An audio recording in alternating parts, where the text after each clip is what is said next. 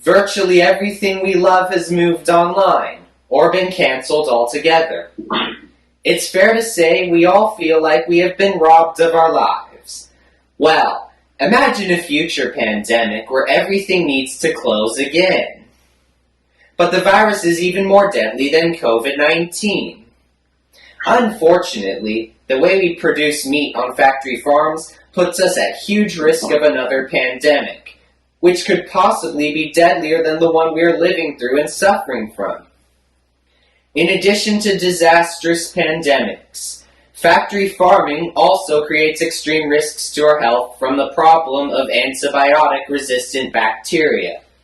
In spite of these problems, more than 90% of America's meat is produced on factory farms, and people continue to eat meat as if it's not a problem. Factory farming puts us at risk of a future pandemic, possibly worse than COVID, and it increases the problems of antibiotic-resistant bacteria.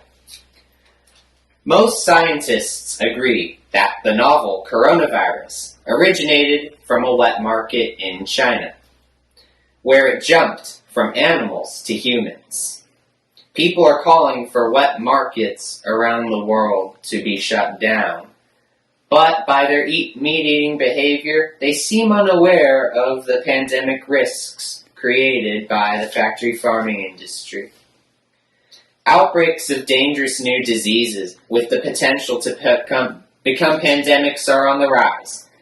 Having become 4 times as frequent in the past century, farmed animals have been at the heart of most of them, including SARS, MERS, Ebola, bird flu, swine flu, and the Zika virus. Dr. Greger, an author of a book on bird flu and pandemics, states, if you actually want to create global pandemics, then build factory farms.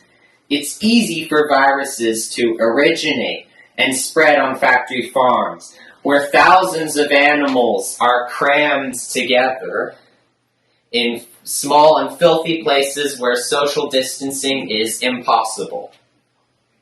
In addition to that, those particular animals have very weak immune systems from the stress of such horrible conditions.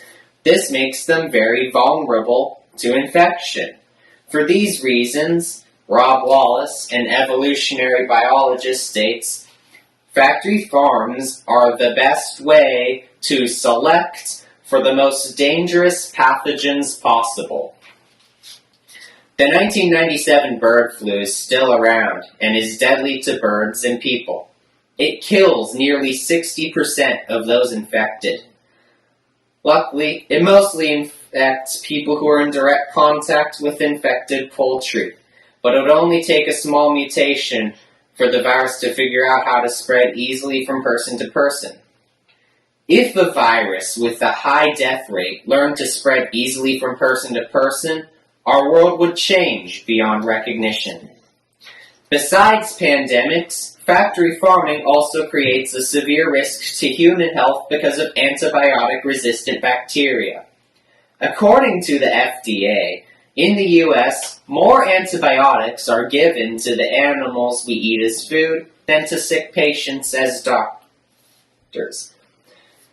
70% of all medically important antibiotics are given to animals we eat, and the number is rising.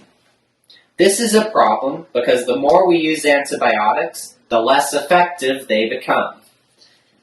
By 2050, antibiotic-resistant bacteria will kill more people than cancer, currently running at around 10 million people a year globally.